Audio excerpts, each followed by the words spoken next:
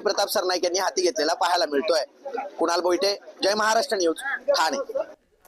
दरम्यान वाढत्या तापमानामुळे शेतीसाठी मजूर मिळत नाहीयेत आणि वाढत्या तापमानामुळे शेतीची कामं रखडलेली आहेत। जळगावमध्ये 45.5 अंश सेल्सिअस उच्चांकी तापमानाची नोंद झाली आहे। काढणीला आलेला कांदा काढण्यासाठी मजूर मिळत नसल्यामुळे शेतकऱ्यांच्या अडचणीमध्ये मोठी वाढ झाली आहे।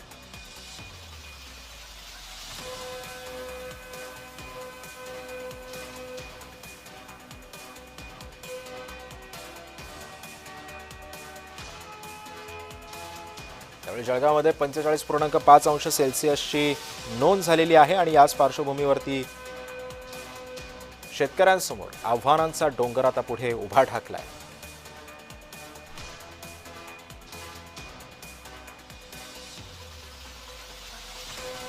वाढत्या तापमानामुळे शेतीची कामं रखडलेली आहेत। एवढ्या उन्हामध्ये मजूर मिळत नाहीये, कोणी काम करायला पुढे धजावत नाहीये आणि याच पार्श्वभूमीवरती सध्या शेतकऱ्यांसमोर आव्हानांचा डोंगर उभा ठाकलाय। शेतीची कामं रखडलेली आहेत। काढणीला आलेला कांदा काढण्यासाठी मजूर मिळत नाहीये, त्यामुळे करायचं तरी काय असा प्रश्न हा शेतकऱ्यांसमोर आता निर्माण झालाय आणि याचाच आढावा घेतला आमचे प्रतिनिधी जुगल पाटील यांनी।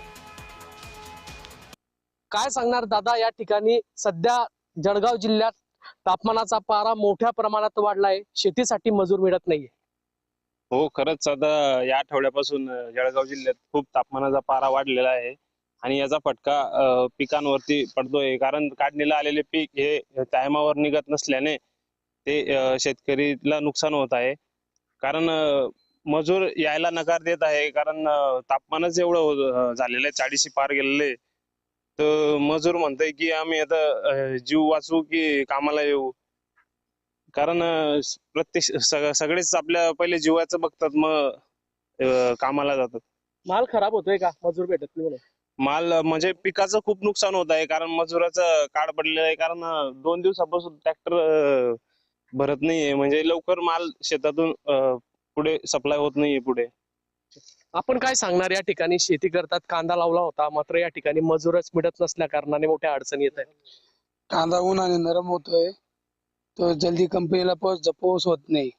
ते जे 2-2, 3-3 दिवस लागतात कंपनीत जायला। काय अडचणी आहे नेमक्या? मजुराची 47 डिग्री टेम्परेचर वाढलेलं आहे, त्याच्यामुळे मजूर करून येऊ शकत नाही। जळगाव जिल्ह्यामध्ये तापमानाचा पारा हा 40 पार गेल्यामुळे शेतकरी राजांच्या अडचणी देखील मोठ्या प्रमाणात वाढलेल्या दिसत आहे। जुगल पाटील, जय महाराष्ट्र न्यूज, जळगाव। आणि या बातम्यांसह बुलेटिनमध्ये वेळ झाला तर इथेच थांबायची। ताज्या बातम्यांसाठी पाहत रहा जय महाराष्ट्र।